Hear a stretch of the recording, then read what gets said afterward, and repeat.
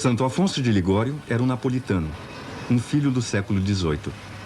Ao chegarmos a Nápoles, cidade pitoresca e movimentada, quem nos poderá indicar hoje por onde devemos começar o nosso percurso dos lugares em que o santo viveu e atuou?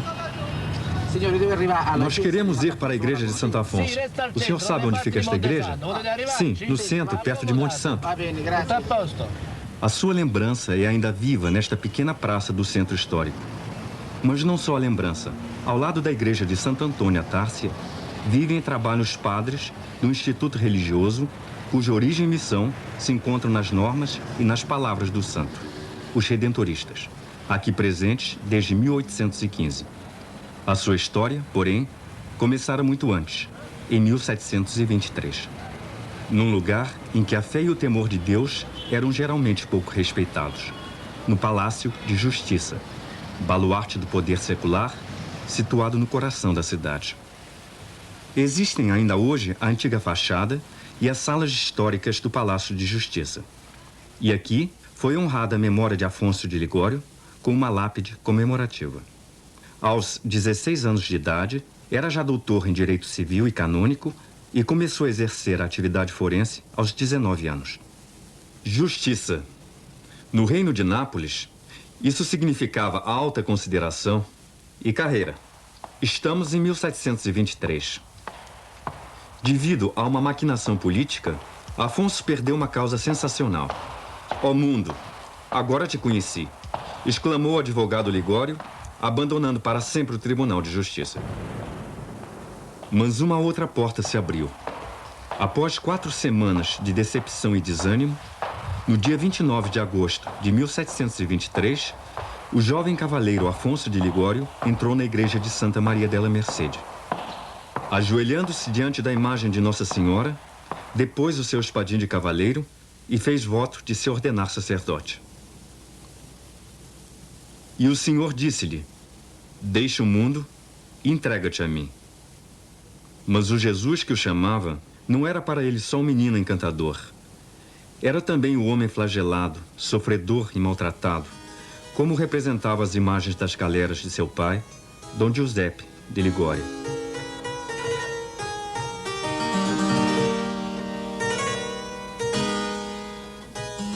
Ao princípio do século XVIII, Nápoles era o porto militar de uma frota que se mobilizava, sobretudo, contra os ataques muçulmanos. Um dos capitães dessas galeras era Dom Giuseppe de Ligório, que de simples oficial chegara a ser comandante. No dia 17 de setembro de 1696, sua mulher, Dona Ana Cavalieri, deu à luz a um menino. Na sacristia da igreja de Santa Maria dei Vergini, conserva-se o livro dos batizados. O sacerdote mostra-nos o último registro do mês de setembro de 1696. No dia 29 de setembro de 1696, foi batizado por mim, padre Giuseppe del Mastro Alfonso Maria de Ligório. 100 anos mais tarde, foram acrescentados alguns avermamentos. Beatificado, canonizado, declarado doutor da igreja. Aqui, em Marianella, perto de Nápoles, na casa de campo dos Ligório, foi criado Afonso como primogênito.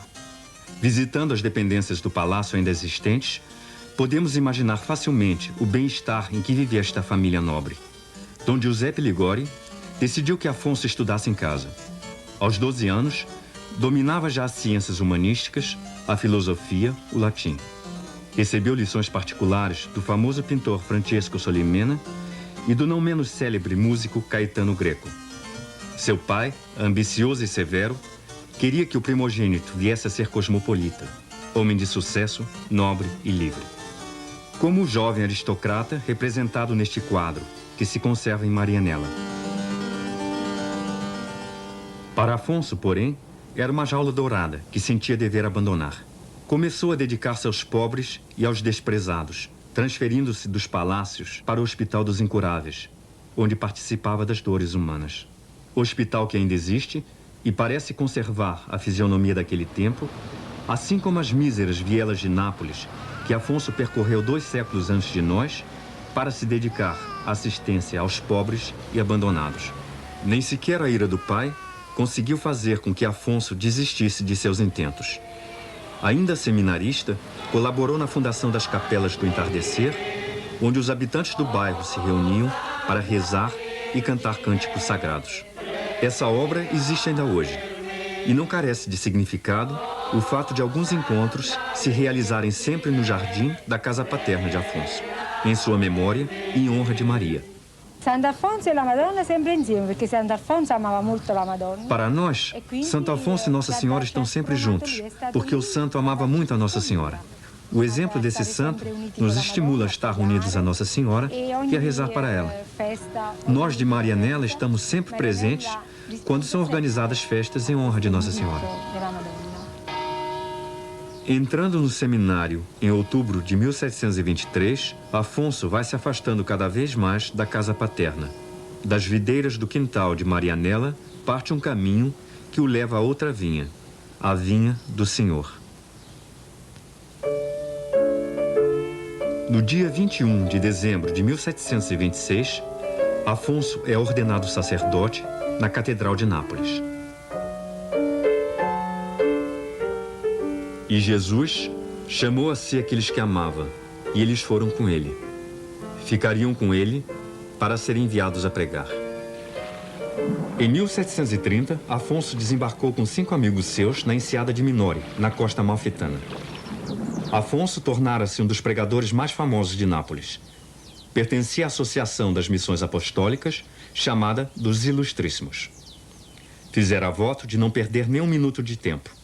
Mas agora, encontrando-se completamente esgotado, em perigo de morte, o médico manda-o para as montanhas, para que se estabeleça. Na Serra de Santa Maria dei Monte, Afonso vai encontrar homens que, econômica, cultural e religiosamente, ainda estão mais abandonados do que os mais pobres dos pobres de Nápoles. Eram os pastores e os cabreiros. Perguntamos a um pastor que passa por nós: Santo Afonso? Este nome diz-lhe alguma coisa?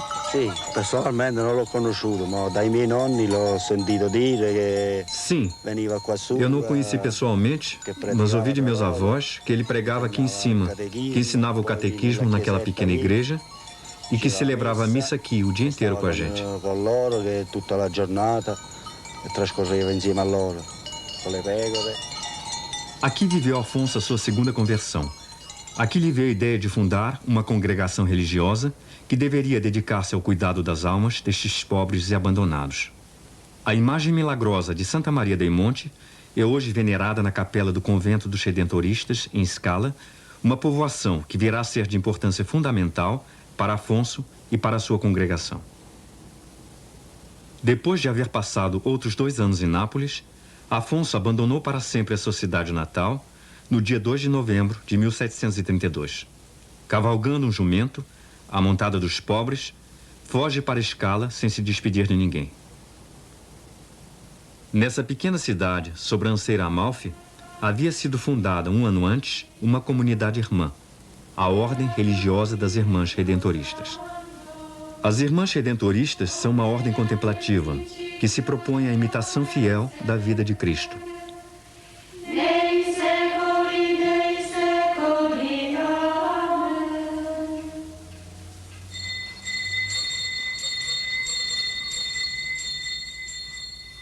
Foi sua fundadora, Irmã Maria Celeste Crostarossa, ex-carmelita. Assistida por Dom Falcoia, bispo de Castellammare, Irmã Celeste fundou o primeiro mosteiro e, sempre apoiada pelo bispo, favoreceu e animou o projeto de Afonso.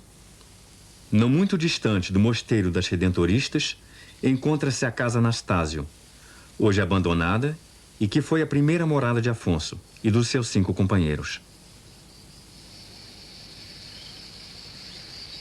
Na manhã do dia 9 de novembro de 1732, sob a presidência do bispo Falcoia, a nova congregação reuniu-se na capela provisória.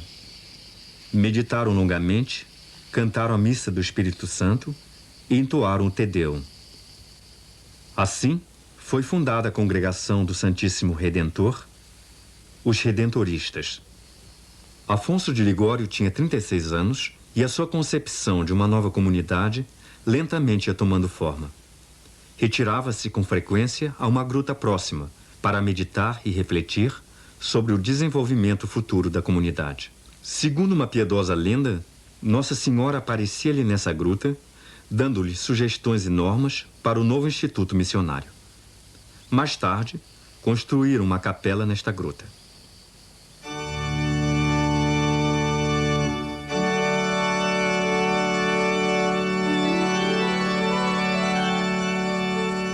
A meados de dezembro de 1732, começou na Catedral de Scala a primeira missão contínua do novo grupo de missionários. As palavras de Afonso contêm já a definição do seu apostolado. Se o pecado do homem é grande, o dom da redenção é muito maior. Seja-me, pois, permitido exclamar também: alegrai-vos, filhos de Adão. Alegrai-vos e não estejais abatidos. Não tenhas medo se sois fraco e não sabeis como repelir o inimigo.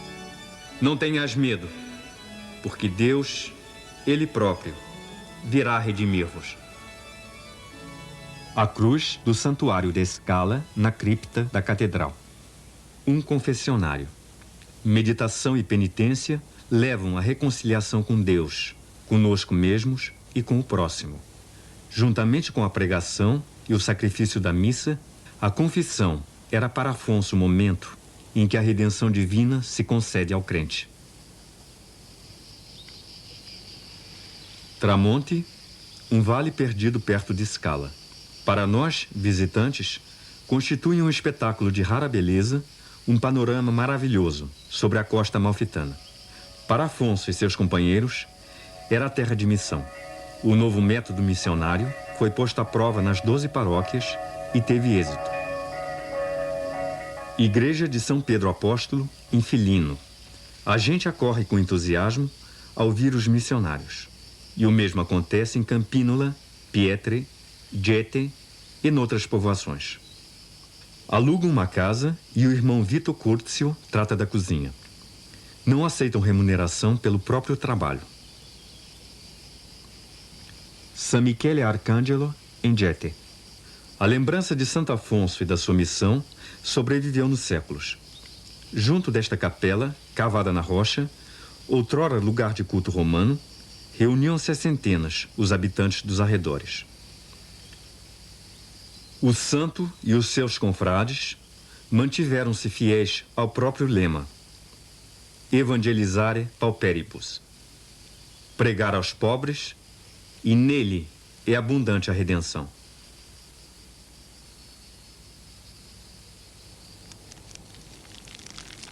A Casa Anastásio permaneceu sempre a primeira casa da comunidade religiosa, o centro e ponto de encontro onde ela sempre voltava a reunir-se. Embora os missionários, chamados por outras tarefas e por novas fundações, a tivessem que abandonar, decorridos apenas 5 anos. Ao partirem, deixaram gravado no muro, ao lado da estufa, o escudo da congregação e uma data: Anno Domini 1738.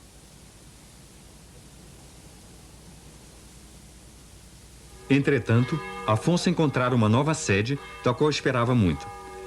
Villa degli Schiavi, hoje Villa Liberi, pequena povoação perto de Caiazzo, que permaneceu inalterada nos séculos.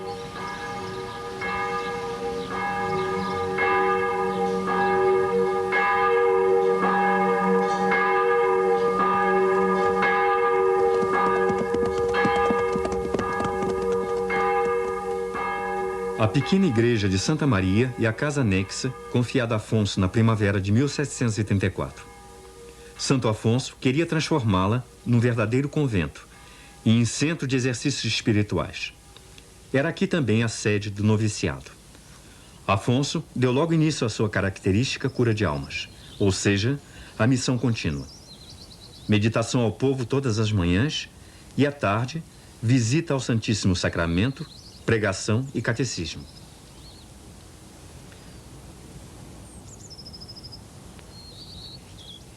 Ao longo das paredes da igreja, vemos ainda as cruzes levadas às missões das paróquias circunvizinhas.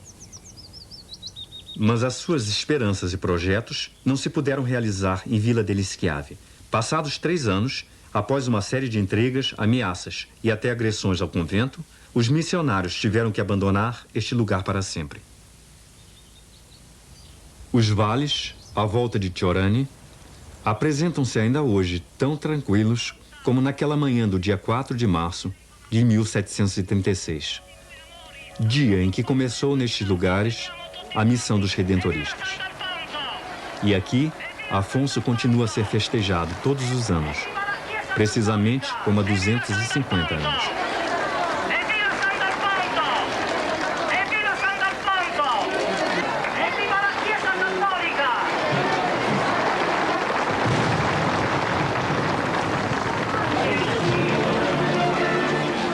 Também então se ouvia exclamar: chegou o santo!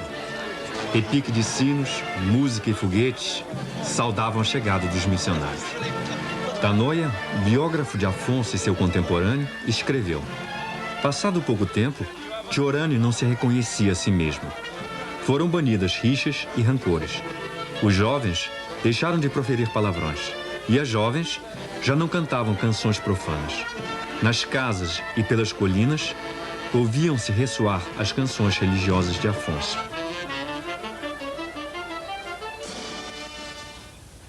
Igreja Paroquial de San Nicola. Podemos imaginar facilmente como no dia 4 de março de 1736, os padres foram solenemente acompanhados a esta igreja, como o Santo Afonso subiu ao púlpito para anunciar a grande missão, que todavia não acabaria aqui em Tiorani. Até há poucos anos, teríamos podido visitar esta sede da missão na sua forma originária, bem como o convento, que o povo construiu com entusiasmo, segundo o projeto do próprio Santo Afonso. Mas no dia 23 de novembro de 1980, às 7h30 da tarde,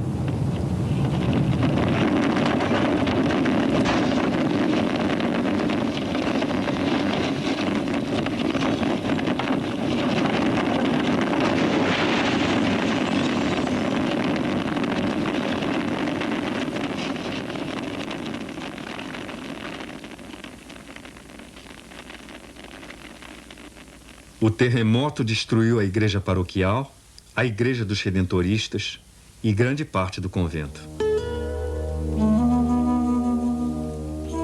Desabou também o Palácio Sarnelli, onde em 1736 os padres tiveram a sua primeira morada, como hóspedes do barão Sarnelli. 2 filhos deste barão eram sacerdotes. Um deles, Gennaro, já redentorista, era amigo íntimo de Afonso. Estes persuadiram o pai a ceder o terreno necessário para a construção de um convento, aquele que viria a ser mais tarde a casa-mãe da congregação. Com a ajuda de amigos fiéis, Afonso pôde finalmente realizar um dos seus desejos mais importantes: a criação de uma comunidade religiosa com sede fixa, uma casa em que se pudesse viver segundo as regras do Instituto. 250 anos mais tarde, amigos e confrades de todo o mundo colaborariam na reconstrução da casa destruída pelo terremoto e na restauração da parte da mesma casa menos danificada.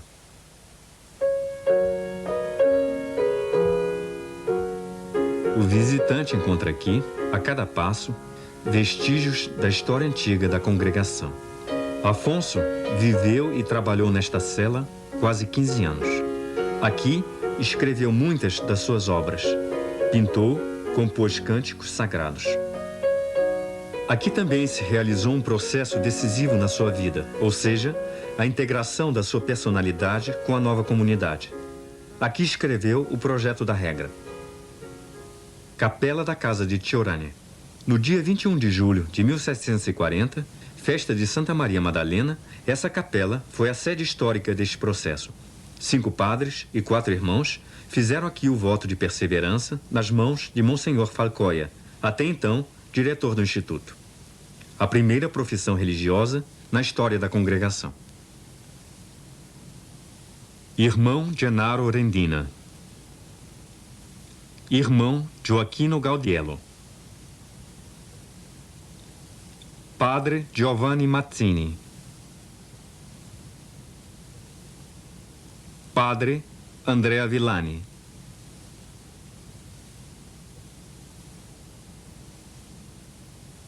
Padre Alfonso de Ligori.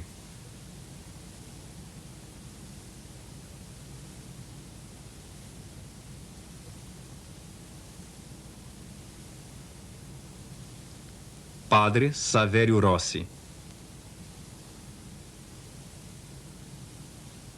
Padre Cesare Sportelli.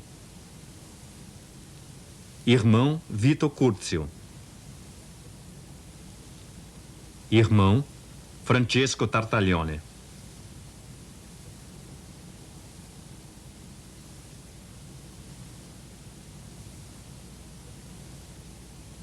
Ajudado pela divina graça, mediante o sangue de Jesus Cristo, prometo e faço voto de perseverar até a morte nesta santa congregação do Santíssimo Salvador. Cada um deles assinou este documento, acrescentando ao próprio nome. Prometo nos termos supracitados. Em 1743, celebrou-se nesta capela o primeiro capítulo geral da congregação. Afonso foi eleito reitor-mor só no quarto escrutínio. Afonso tem 47 anos e jovens cheios de zelo aderem a esta comunidade, que cresce sem cessar. Nos 15 anos seguintes, os padres de Tiorani pregam 243 missões. Em 1749, o Papa Bento XIV aprovou as regras do Instituto. Na capela de Tiorani teve lugar um novo capítulo geral, que determinou os estatutos, então chamados Constituições. Afonso foi eleito de novo reitor-mor, mas desta vez no primeiro escrutínio. O número dos candidatos ao noviciado aumentou de repente, quando o limite de idade para admissão baixou para 18 anos. Aquilo que a história documenta é a realidade ainda hoje, embora de forma diversa. Há 250 anos que a sede do noviciado é esta casa de Tiorani. Durante o seu primeiro mandato de reitor-mor, Afonso mandou construir outra casa, Pagani. Apesar de tempestades, terremotos e transformações, continua em pé na Praça Santo Alfonso, como uma fortaleza, que resiste cheia de vida junto com a sua cidade. No verão de 1987, foi o lugar do encontro de jovens da Europa que estudaram os problemas e a missão do cristão de hoje, segundo o espírito de Santo Afonso. Entramos neste quarto simples, na ala antiga da casa. O quarto comunica com a capela através de uma janela. Aqui viveu Afonso de 1751 a 1762. Aqui terminou, em 1753, a sua obra teológica mais importante, que lhe merecerá o título de doutor da Igreja: a Teologia Moral.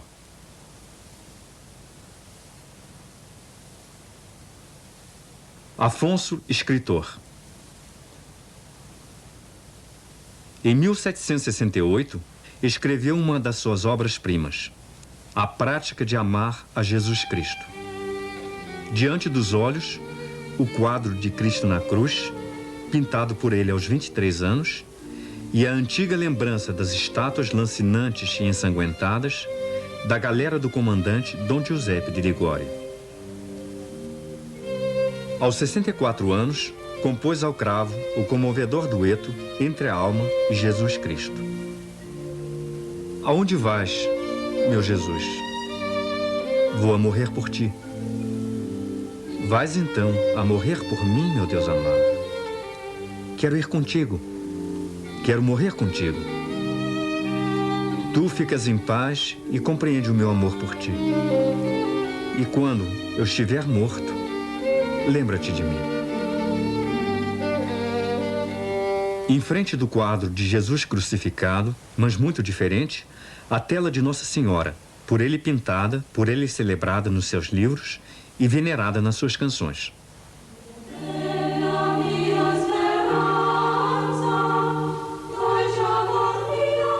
O grande meio da oração. Este livro pertence à série de escritos que tratam das questões práticas de fé. A sua linguagem simples e brilhante pode considerar-se um contributo para o desenvolvimento do italiano moderno. Durante a sua vida, Afonso deu trabalho a 53 editores. As suas obras, traduzidas em mais de 70 línguas, tiveram mais de 20.000 edições. A antiga biblioteca de Pagani, por ele fundada, documenta a sua erudição, argúcia e cultura. Aos 66 anos de idade, é nomeado bispo de Sant'Agata dei Goti pelo Papa Clemente XIII.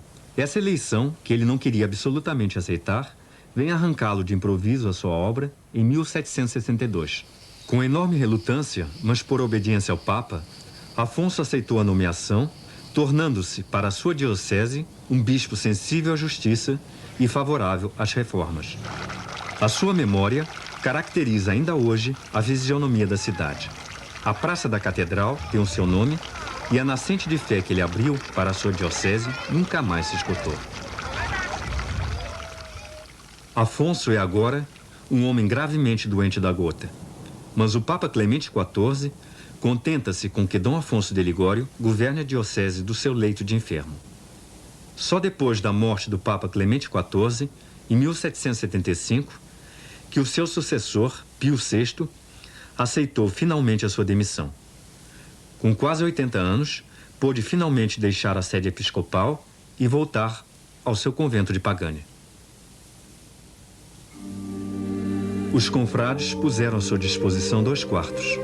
Um era a capela, onde mandou pendurar, ao lado da janela, um quadro pintado por ele em 1746, uma meditação sobre a morte.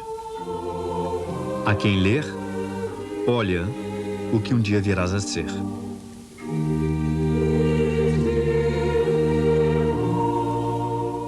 Ao lado, um pequeno aposento, quarto de dormir e de trabalho.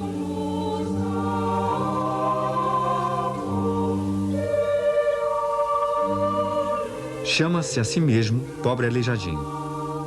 E não exagera. Passa quase todo o tempo numa cadeira de rodas. Comer é para ele um tormento. E quando trabalha a escrivaninha, encosta de vez em quando a testa uma pedra fria de mármore para aliviar a dor de cabeça contínua. Nos últimos anos de sua vida, não podia celebrar a missa. O seu lugar era agora sob a cruz de Cristo. A doença ia apertando cada vez mais dolorosamente a sua cabeça contra o peito, até o ponto de a não poder nunca mais levantar. Afonso tem 90 anos. Só Deus sabe qual e quão grande foi a sua angústia espiritual ao fim da sua vida. Todavia, o seu último retrato representa-o de olhos vivos e pensativos, testemunhas do seu vigor espiritual até a morte. No dia 1º de agosto de 1787, chegaram a Pagani muitos confrades das outras casas. Às 11 horas, souberam que Afonso estava a morrer. Recolheram-se em oração à volta do seu leito. Cada um queria que o pai tocasse um crucifixo, uma imagem de Nossa Senhora. Ao toque do Ângelus, expirou.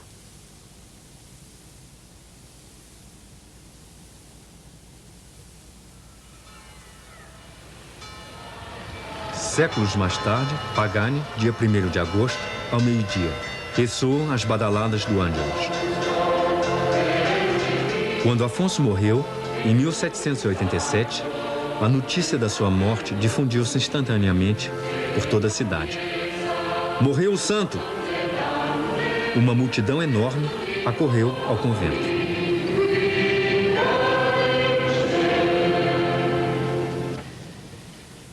Muito numerosas as crianças e os pobres que vieram despedir-se do seu amigo, visitá-lo pela última vez.